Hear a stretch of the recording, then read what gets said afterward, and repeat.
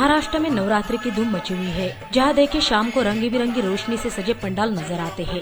लेकिन इन सब के बावजूद हम आपको बताने जा रहे हैं वो शायद कभी आपने देखा नहीं होगा।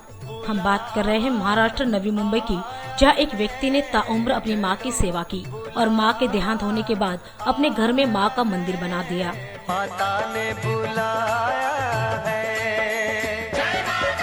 चलो बुलावा आया है, माता ने बुलाया है। इसी विषय पर जब हकीकत जानने की कोशिश की गई, तब अशोक का कहना था कि जब से मैंने होश संभाला है, तब से लेकर आज तक मैं जहां तक पहुंचा हूं, वो सब मेरी मां की कृपा की वजह से।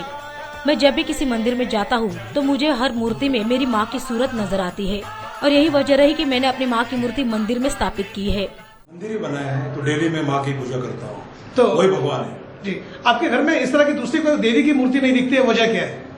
वही है। हर देवी में माँ के रूप में दिखता हूँ, हर देवी को आप माँ के रूप में देखते हैं शुरू से जी।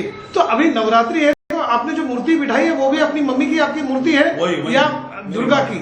मेरी माँ की मूर्ति है, वही दुर्गा है।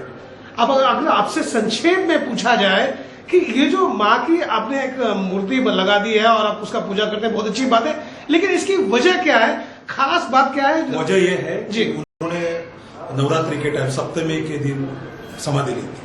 समाधि ली थी? कहाँ पे? मेरे गांव में, हिंगणगांव डिस्ट्रिक्ट, जिला सांगली जिला। अगर आपके बचपन की बात की जाए, जब से आप मतलब आपने होश संभाला, जब आपने दुनिया देखा है, तो किस माहौल में बोले? क्या आपकी मम्मी कोई साध्वी थी या फिर उन्होंने इतना दुनिया देख चुका था कि दुनिया से उनका मन भर गया था? क्या था उनका? वो एकदम सिंपल थी जी। कोई उनका कुछ मतलब शादी वगैरह थी नहीं, मगर उनको मैं देखता था हमेशा, मुझे उनमें भगवान ही दिखता था जी। और बस वही है कि हर भगवान को मैं जाता हूँ, किसी मंदिर में भी गया, मैं काफी बड़े बड़े मंदिर में गया हूँ, शुभ तीर्थ में गया हूँ, तो जब जाता हूँ तो एंड में पता लगता है मेरा माँ ही सबसे बड़ा है। हम आपको बता दें कि अशोक का अपना एक कारोबार है और उनकी धर्म पत्नी को अशोक की इस आस्था पर कोई विरोध नहीं है।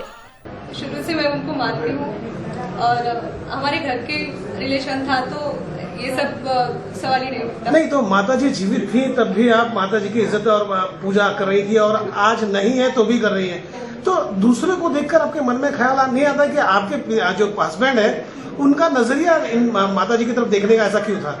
वही एक्चुअली हम लोग जैसे मराठी में है कि माँ भगवान का रूप होता है जी, तो शुरू से वही हम लोग फॉलो करते आ रहे हैं और उन्होंने पल पल में हम लोगों को वो एहसास भी दिया है।